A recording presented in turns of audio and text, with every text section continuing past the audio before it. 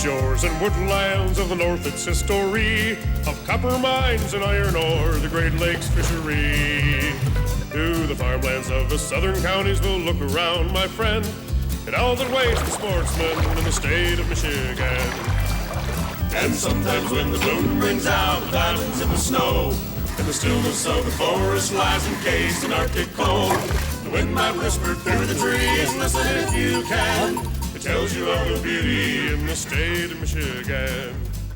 Hi there, come on in, join me for 3 days of duck hunting up in Munuscong Bay. A group of duck hunters from the Michigan Duck Hunters Association are spending the week up there at Harry's Place, encountering all kinds of conditions, different kinds of ducks. We're going to take you along and show you what duck camp is all about. We also have our DNR investigative report. Based on our hearings last week, we evidently have a shakeup in top DNR management. We'll be reporting that in just a moment. A great recipe and a lot more, so you stay tuned. I'm Fred Trost. It's Thursday night, time for Michigan Outdoors.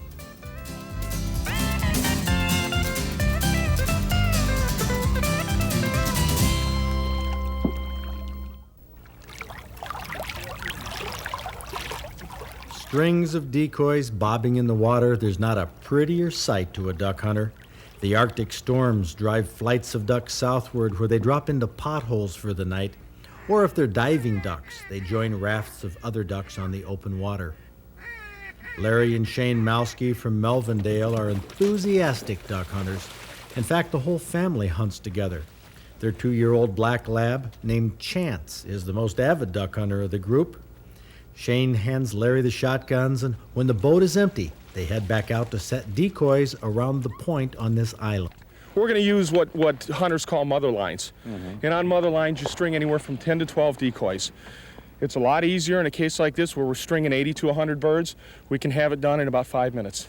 Now the birds are going to be coming. Are they going to necessarily? Oh, look! Huh. Speaking That's of what we're after. Speaking of birds. Almost looks like they're going to. These will be bluebills. They're even bigger. Those could even be redheads, boy. Those are good-sized birds. This is what we're hoping for, some new birds. We had a front last night. We're getting a few new birds, and let's hope tonight we're even going to see more. Now, are they going to necessarily pretty much all be flying that direction against the wind, or no? No, this morning it was just the opposite. They came out of the south end of the St. Mary's River, and they came up and swung into the wind, which is something they'll always do. That's why today with the island and northeast wind, we've got to kind of straddle the middle of the island and hunt one of the points. Now those birds are real close to the water over there, right behind them. They came in this morning, though, real high and came down. With calmer water like this, when you put that many decoys out, they do catch the decoys right away.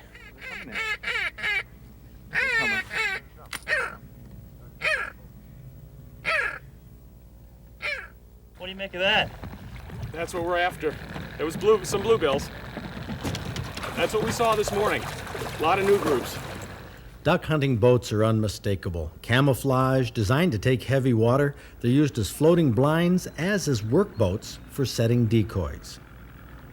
It's a fast, effective way for the diver hunter to string a lot of birds and to place a lot of birds in a short time. Well, you just have them fanned out around the point. Right. What we've done here is, a lot of people would say, well, they're all in a straight line. We've actually got them in V formations, and in those V formations, when diving ducks come in, they're going to want to funnel down to that front bird. And by V'ing them up like that, you're kind of guiding them right into the front of the pack. Oh.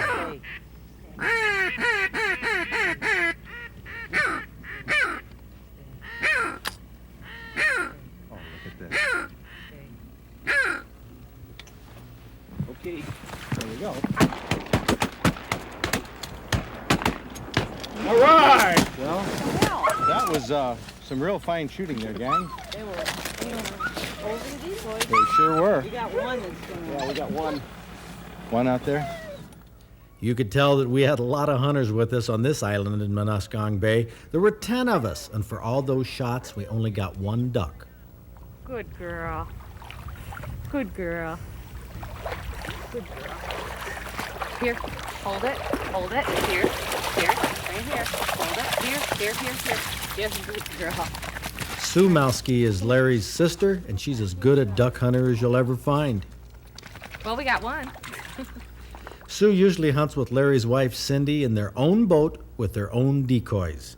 In October, a beautiful evening can change overnight. Because the wind was howling the next day, we decided not to hunt the open water of Munuscong Bay, and we trailered the boats to an inland lake not too far away. It's new, it's fiberglass, it's a molded boat. There are some other boats on the market like that, but nothing like we've got. We got hydraulic seats in it. We've changed the material, the pattern, to fit more of Michigan's needs for a brown pattern. It's a flat bottom boat. Exactly, but it does have the V hull in the front, which it will cut waves instead of just bounce them. It's very stable. You may have seen this custom duck boat at the outdoor fair this year. It's sponsored by Moosehead Brewery, a company that's put quite a bit of money into waterfowl projects and habitat restoration. In the rain, the boat works fine. Most of it is covered by decking or by a canopy that keeps your gear dry. The telescopic frame makes the boat a good blind, and Gene Ruckus, a Moosehead representative who loves duck hunting, is ready for the flights to start coming in. We did see ducks on this day, but not waves and waves of big flights of northern ducks that will be pushed south by northern storms in the weeks ahead.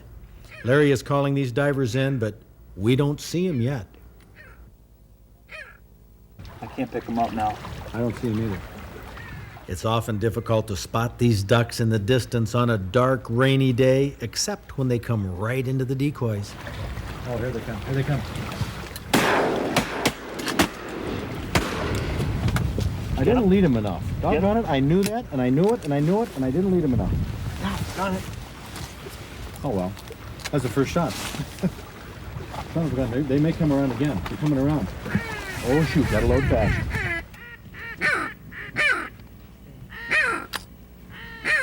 Oh, look at this. All right! All right!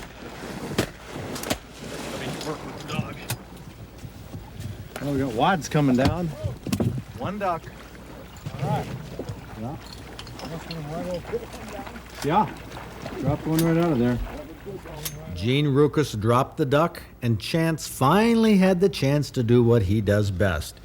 This is duck hunting to a Labrador Retriever, sitting in the cold and rain for hours and hours, waiting for the command to fetch the duck he saw drop. They retrieve naturally, but hunters spend a lot of time working on obedience with their dogs. You're probably wondering what kind of duck Gene got. Ringneck. Huh. Hen ringneck. That's what it was. The ringneck's the kind of action we usually get. That group broke just where we thought it would and came right in. Good boy. Divers aren't the best in the oven, but Gene has a new recipe he wants to try. I think we're probably going to have some duck soup tonight, right? Yeah. Duck soup it was, an excellent soup that topped off 3 days of hunting on Munuscong Bay and surrounding lakes. The ducks weren't thick, the weather wasn't always ideal, but you can see why I say that the outdoors is always a great place to be.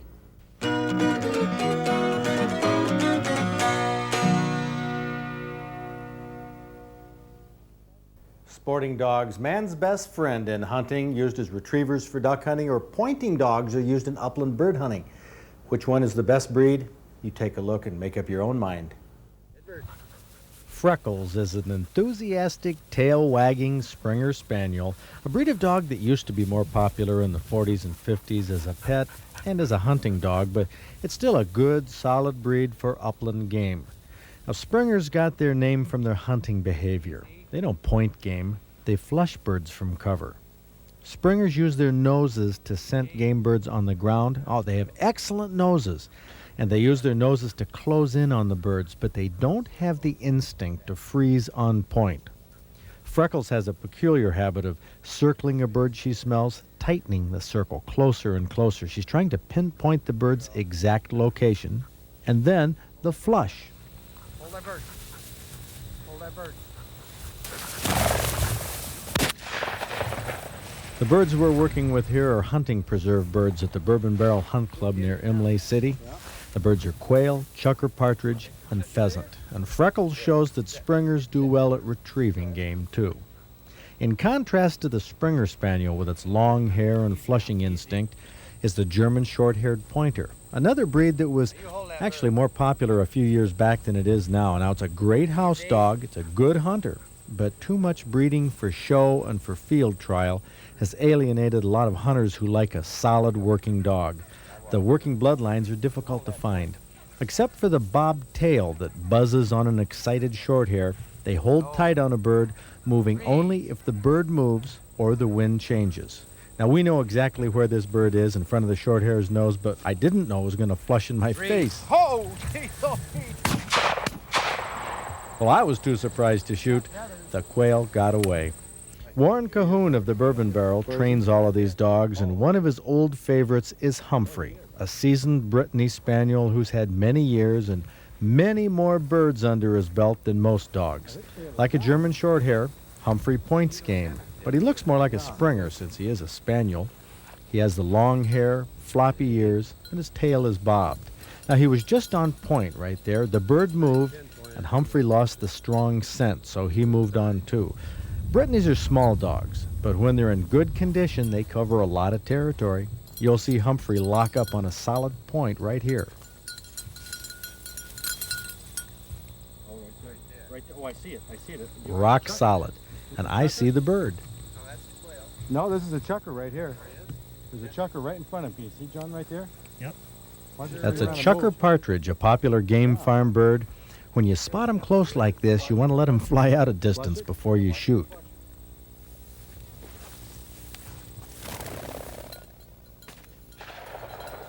I cringe a little bit.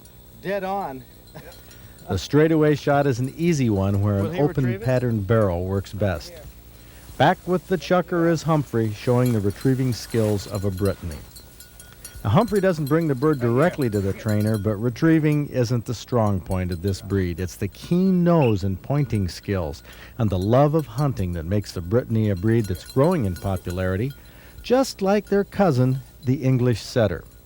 While Brittany's aren't as large as setters, they do have stamina and they make good house pets as well.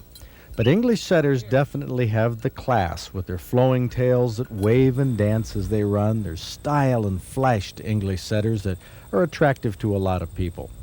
This is a young setter named Bones who Warren Cahoon had just started working with.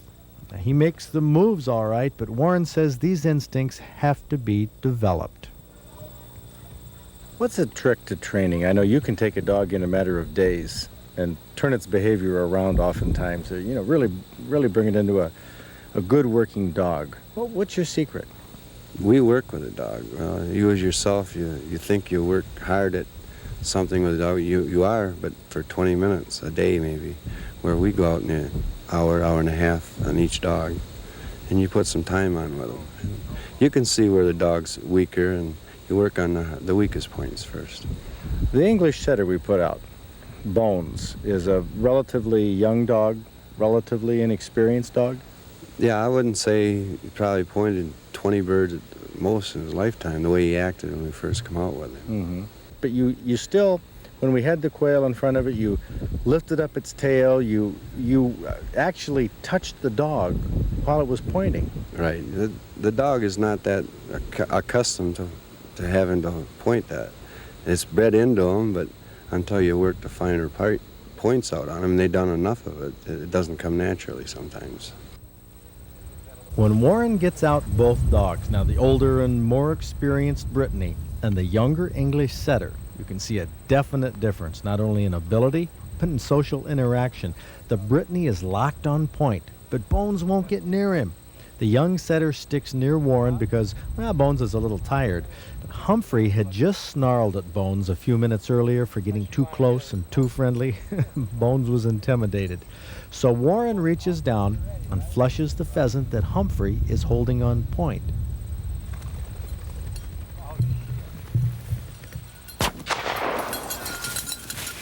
Well, it was a long shot, but a good one by Bob Garner. Humphrey finished his job by bringing back the pheasant.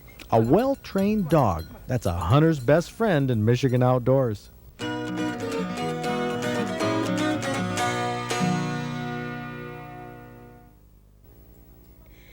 got a delicious recipe called Plum Delicious Duck sent by Mary Yanis. And this recipe calls for just the duck breast. And That's exactly what we're going to use. Oh, now hold it. That breast there does, I can see the old one right now. Yes, there is a difference. Yes, that's an old one. That might taste a little bit different. So You want to, think? yes, I think. I can tell by looking at it. You want to trim it. Yes, Trim it very exactly. well. Just like any kind of dark meat. And this recipe calls for going in the oven for, it said for 2 to 2.5 hours, but Wow, we cooked that it for about an hour and 15 minutes, and that was plenty. Oh, I like waterfowl duck goose breasts really rare. I think a lot of the Done duck hunters quickly. done quickly. Right. Yeah, and medium at most. Yes. Going to make a sauce out of plum jam, some vinegar, and everything goes in one pot here. Kids, gather around. You're going to love this recipe. It really is delicious when Oh, it's yes. all done. You can see kids would really go for this. Plum vinegar. Right. What was that, soy sauce? No, Ginger? right. And then go put some red onions in it, and that's all that goes into it. Oh, that and is- it does thicken up pretty good. That is bizarre. Yes, that's all that goes into this. And this recipe, I think, really does make this duck taste just delicious. That sauce I'm sure is going to be great. But the question is, what about those 2 different pieces of duck breast? This tastes very good. This is it's an excellent recipe. Tangy, tangy sauce. This sauce makes this recipe. I think there is a difference, though, in the duck itself.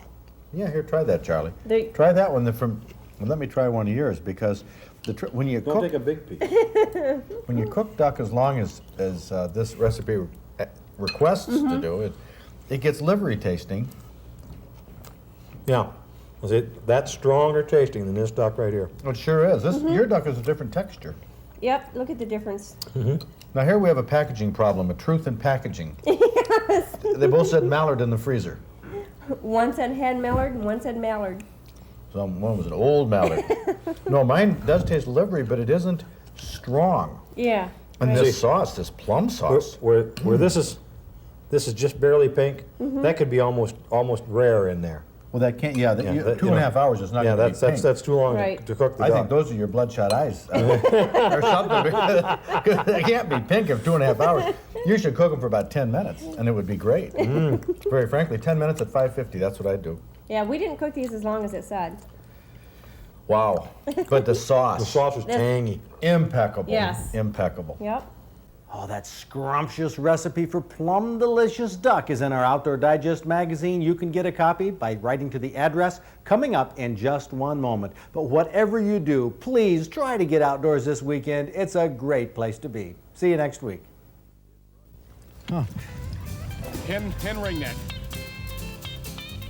Next week on Michigan Outdoors, we'll continue our DNR investigative reports, and we'll bring you the opening day of Michigan's 1991 pheasant season. Now, the reports we've heard around the state are that it is not going to be a blockbuster, but we have a pocket, a special place where we're virtually guaranteed a limit. Oh, we think that every year, but that might come true. Join us next week right here on Public TV.